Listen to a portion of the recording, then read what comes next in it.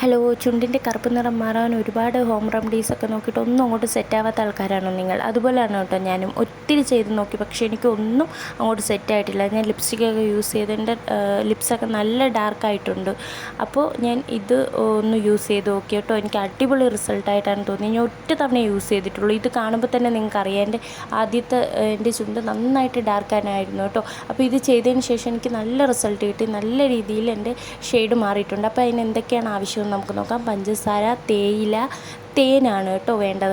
അപ്പോൾ നമ്മളിത് മൂന്നും കൂടി എടുത്തിട്ട് നന്നായിട്ട് മിക്സ് ചെയ്യാണ്. പഞ്ചസാര സ്ക്രബാണ്, തേൻ മോയ്സ്ചർ ചെയ്യും കേട്ടോ.